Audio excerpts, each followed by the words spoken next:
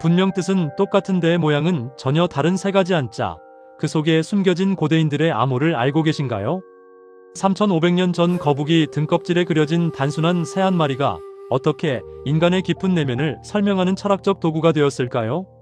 오늘은 한자 속에 숨겨진 놀라운 소리의 역사를 파헤쳐 보겠습니다.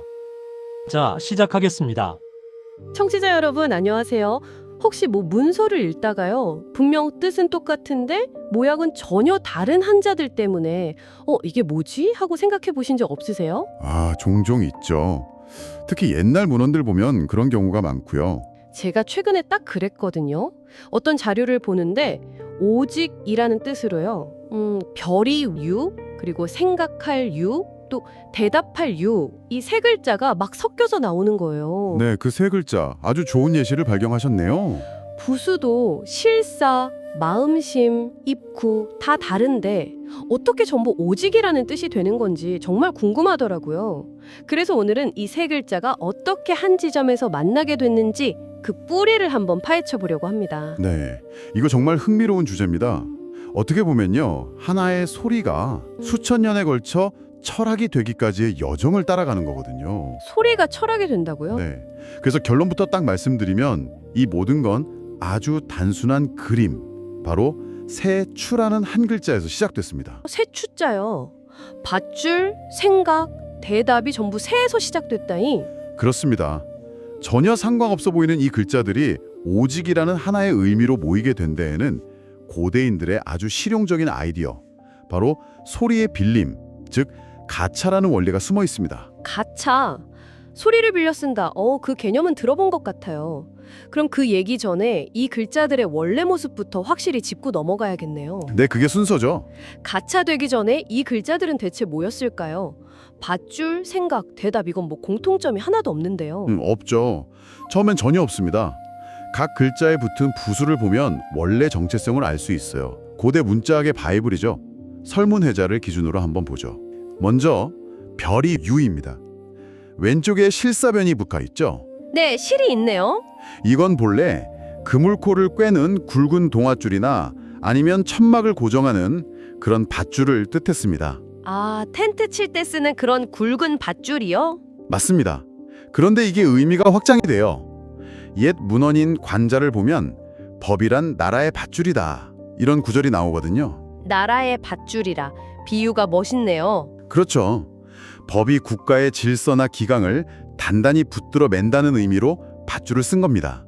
추상적인 개념으로 발전한 거죠. 와, 그 비유는 정말 확 와닿는데요. 밧줄이 풀리면 다 무너지니까요. 자, 그럼 밧줄은 해결됐고 두 번째는 생각할 유네요. 이건 마음심이 붙어 있고요. 네, 이건 아주 직관적입니다. 말 그대로 마음으로 깊이 생각하다, 헤아리다, 이런 뜻이죠. 내면의 활동이군요. 네, 시경 같은 고전을 보면 인간의 그런 사회활동을 표현할 때 이 글자를 썼습니다. 그리고 마지막 대답할 유, 이건 입구가 붙어 있네요. 그럼 소리랑 관련이 있겠군요. 맞습니다. 이건 네 하고 아주 빠르고 공손하게 대답하는 소리, 그 자체를 나타내는 글자였어요. 대답하는 소리요? 네, 제일 유명한 예가 논어에 나오잖아요. 공자가 내 돈은 하나로 모든 것을 꿰뚫는다 하니까 제자 증자가 딱 한마디로 대답하죠. 유. 그 장면. 네, 하고 바로 알아들었다는 뜻이죠. 그렇죠. 군더더기 없는 긍정의 대답, 그게 바로 유였습니다. 잠깐만요. 그럼 정리가 더 안 되는데요? 하나는 국가기강을 지탱하는 밧줄, 하나는 내면의 깊은 생각, 또 하나는 스승에 대한 대답. 네, 이 세 개가 대체 어떻게 오직이라는 뭔가를 딱 한정하는 의미로 만나게 된 건지요? 여기가 정말 미스테리입니다. 바로 그 지점이 이 이야기의 핵심입니다. 이 미스테리를 푸는 열쇠는요, 글자의 모양이 아니라 이 글자들이 가진 공통의 소리에 있습니다. 소리요? 네, 고대에는 문자가 지금처럼 많지 않았거든요. 특히 오직이나 바로 같은 추상적인 부사를 표현할 글자가 마땅치가 않았어요. 그럴 때 어떻게 했을까요? 새로 만들지 않았을까요? 그보다 훨씬 빠르고 효율적인 방법을 썼습니다. 이미 있는 글자 중에서 뜻은 전혀 상관없는데 발음이 비슷한 글자를 그냥 빌려다 쓴 겁니다. 이게 바로 가차입니다. 요즘 우리가 채팅할 때 빨리빨리를 숫자 8282로 쓰는 거랑 원리가 똑같아요. 파리파리가 빨리빨리가 되는 것처럼요. 와, 그렇게 생각하니까 가차라는 개념이 확 이해되네요. 그렇죠. 숫자 8과 2의 원래 뜻은 아무 상관이 없잖아요. 오로지 소리가 비슷해서 빌려 쓰는 거죠. 고대인들도 똑같았습니다. 그럼 오직이라는 단어의 고대 중국어 발음이 저 세 글자의 발음과 아주 비슷했다는 거군요. 정확합니다. 언어학자들의 재구성한 상고한어, 그러니까 아주 오래전 중국어 발음을 보면요. 오직이라는 단어가 대략 듀 혹은 유이와 비슷한 소리였을 걸로 추정됩니다. 기우요. 네. 그런데 공교롭게도 세 추자 그리고 그 세 추를 소리 부분으로 삼는 유 이 글자들의 상고음이 그거랑 거의 같았던 거예요. 아하. 그래서 사람들은 오직이라고 말하고 싶을 때 원래 뜻은 그냥 무시하고 소리가 같은 이 글자들을 가져다 쓰기 시작한 겁니다. 알겠습니다. 소리가 열쇠였다는 건 이해가 가는데 그래도 궁금한 게 있어요. 왜 하필 세추였을까요? 그 많은 한자 중에 디유랑 비슷한 발음을 가진 글자가 설마 새 하나뿐이었을까요? 아주 날카로운 질문입니다. 물론 비슷한 소리를 가진 다른 글자도 있었겠죠. 하지만 세추는 몇 가지 장점이 있었어요. 장점이요? 네. 우선 갑골문 시대부터 쓰인 아주 기본적인 상형 문자라서 누구나 알고 쉽게 그릴 수 있었고요. 또 뜻이 새로 아주 명확하니까 빌려 쓴 의미인 오직이랑 문맥상 헷갈릴 염려가 적었죠. 아, 가장 편리하고 효율적인 맞는키 같은 거였군요. 그렇죠. 우연과 실용성이 절묘하게 맞아떨어진 결과라고 할 수 있습니다. 그런데 방금 갑골문 이야기를 하셨잖아요. 그럼 이게 그냥 언어학자들의 추측이 아니라 이걸 뒷받침하는 고고학적 증거가 있다는 말씀이시네요. 바로 그겁니다. 우리에겐 타임캡슐이 있어요. 바로 갑골문이죠. 타임캡슐. 네. 지금으로부터 약 3,500년 전 상나라 왕들이 점을 칠 때 썼던 거북이 배딱지나 소 어깨뼈에 새긴 문자.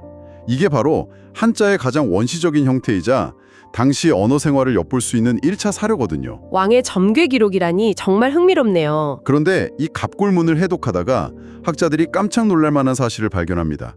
거기에 등장하는 새 추자, 즉 꽁지 짧은 새를 그린 그 그림이요. 네, 그 새 그림이요? 정작 동물인 새라는 뜻으로 쓰인 경우보다 오직이나 바로라는 뜻으로 빌려 쓰인 경우가 압도적으로 많았다는 겁니다. 와, 정말요?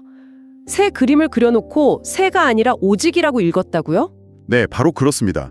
예를 들어 새를 잡았다처럼 동물 새의 의미로 쓰인 사례도 물론 있어요.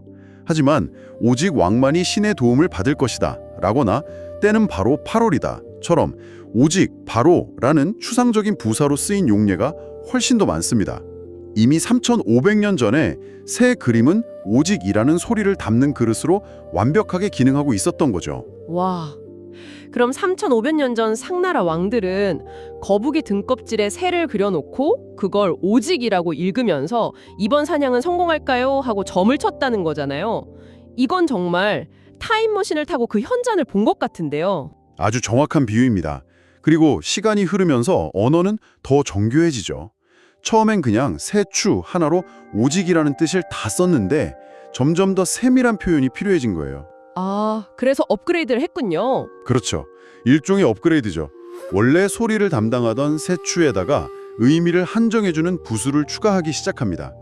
생각과 관련된 오직은 마음심을 붙여서 생각할 이유를 만들고요. 네. 단정하거나 대답하는 뉘앙스의 오직은 입구를 붙여서 대답할 이유를, 또 밧줄처럼 무언가를 연결하고 강조하는 오직은 실사를 붙여서 별이 위로 분화시킨 겁니다. 와, 정말 체계적이네요.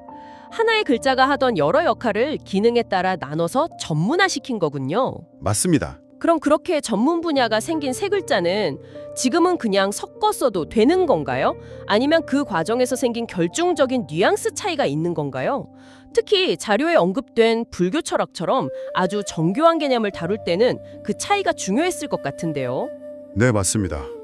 일상 문장에선 혼용되기도 하지만 특히 불교처럼 심오한 철학을 논할 때 이 세 글자는 각자 뚜렷한 전문 분야를 갖게 돼요. 마치 종합병원 의사가 내과, 외과, 정신과 전문의로 나뉘는 것처럼요. 오, 그 비유 재밌네요. 그럼 외과 의사처럼 가장 단호하고 명확한 글자는 어떤 건가요? 단연, 대답할 유입니다. 이 글자는 가장 강력하고 논리적인 한정을 표현할 때 쓰요. 이것 외에 다른 것은 절대 아니다라는 아주 배타적인 선언이죠. 배타적인 선언이요? 네. 불교 유식학의 핵심 명제인 유식무경이 대표적입니다. 유식무경. 오직 식, 즉 마음의 작용만 있을 뿐 그 바깥의 대상 세계는 실제하지 않는다는 뜻입니다. 엄청나게 과감한 선언이거든요. 와우. 이렇게 입으로 단호하게 딱 잘라 규정하는 느낌, 이게 바로 유입니다. 천상천하 유아독전의 유도 같은 맥락이고요. 그렇군요. 유는 다른 의견은 안 받겠다. 오직 이것뿐이다. 라고 선언하는 아주 강하고 논리적인 글자네요. 그럼 생각할 이유는요? 이쪽은 정신과 의사 같은 느낌일까요? 아주 적절한 비유입니다. 생각할 유는 단순한 논리적 한정을 넘어서 깊은 사유와 통찰의 결과로서의 오직이라는 뉘앙스를 풍깁니다. 마음의 작용이 전면에 드러나는 거죠. 아, 마음의 작용. 네. 예를 들어 능가경에 유심소현이라는 구절이 있어요. 오직 마음이 나타내는 바이다라는 뜻인데 유식무경과 의미는 비슷하지만 느낌이 사뭇 다릅니다. 어떻게 다른가요? 유식무경이 외부를 향해서 세상은 오직 식뿐이다 라고 선포하는 느낌이라면요. 네. 유심소현은 내가 깊고 고요하게 내 마음을 들여다보니 세상 모든 것이 오직 이 마음이 드러난 것이더라 고 깨달음을 고백하는 느낌입니다. 선언이 아니라 성찰의 결과물인 셈이죠. 아, 이제 차이가 명확하게 느껴지네요. 이유가 외부를 향한 단호한 선언이라면 유는 내면을 향한 깊은 깨달음의 표현이군요. 정말 흥미롭습니다. 그렇죠. 그럼 마지막으로 남은 별이 유는 어떤 역할을 맡았나요? 이 글자는 좀 결이 다를 것 같은데요. 맞습니다. 별이 유는 불교 철학의 핵심 개념을 표현하기보다는 좀 더 기능적인 역할을 합니다. 본래 뜻인 연결의 의미를 어느 정도 가져가는 거죠. 기능적인 역할이요? 네, 가장 대표적인 용례는 음역입니다. 소리를 빌려 쓰는 거죠.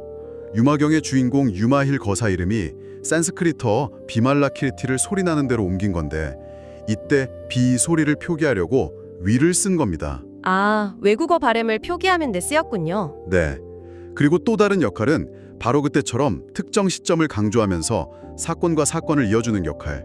유시라는 표현이 바로 그런 용례죠. 아, 오직이라는 한정의 의미보다는 무언가를 끈으로 묶어주듯 연결하거나 특정 지점을 콕 집어주는 마치 무대 감독이 스포트라이트를 비추는 듯한 역할을 맡게 된 겁니다. 정말 놀랍네요. 정리해보면 새라는 하나의 그림에서 출발해서 소리를 빌려 오직이라는 뜻을 표현하게 되고 거기서 한 단계 더 나아가 입, 마음, 실이라는 부수와 결합하면서 각각 논리적 선언, 철학적 통찰, 기능적 연결이라는 전문 분야를 가진 세 개의 글자로 진화했다는 거군요. 네, 문자 하나하나에 수천 년에 걸친 인류의 지적 고민과 언어적 효율성을 추구한 흔적이 겹겹이 쌓여있는 셈입니다. 자, 오늘 저희의 탐구를 한번 정리해 보겠습니다.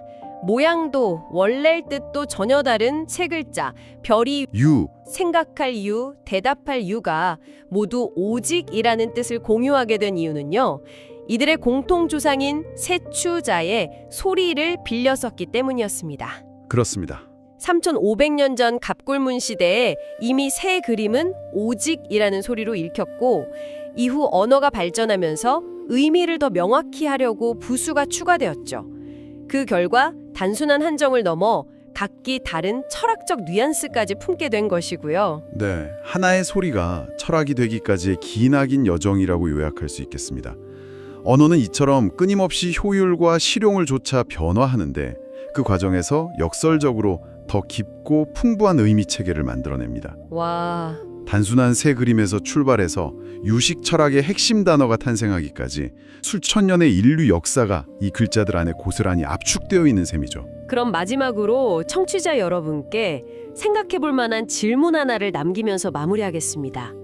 자료에 따르면 이 글자들의 아주 오래전 상고시대 발음은 원래 디우처럼 혀끝에서 터져나오는 자음으로 시작했다고 합니다. 네, 그랬을 것으로 추정되죠. 그런데 수천 년의 세월을 거치면서 그 소리가 닳고 마모되어서 지금 우리가 발음하는 자음이 없는 영성모가 되었다고 하죠. 어쩌면 우리가 매일 무심코 사용하는 단어들 속에도 이처럼 우리가 전혀 알지 못하는 소리의 침식과 변화의 역사가 숨어 있는 건 아닐까요? 충분히 그럴 수 있습니다. 지금 여러분이 내뱉는 한마디의 말은 수천 년 전에는 과연 어떤 거칠고 생생한 소리를 품고 있었을지 한번 상상해 보시는 건 어떨까요? 지금 여러분이 무심코 내뱉는 한마디의 말 속에는 수천 년의 세월 동안 깎이고 다듬어진 어떤 생생한 소리의 역사가 숨어 있을까요? 단순한 그림에서 시작해 심오한 철학에 도달한 이 글자들처럼 오늘 여러분의 생각도 더 깊은 곳으로 연결되기를 바랍니다. 문자 뒤에 숨겨진 인류의 지혜와 역사를 함께 읽어가는 여정에 동참하고 싶으시다면 구독하시고 종소리를 켜주세요. 여러분의 사색이 더 깊어지는 시간을 약속드립니다. 이어서 이 내용을 음악으로 정리한 사색과 선율 영상도 들어보시기 바랍니다.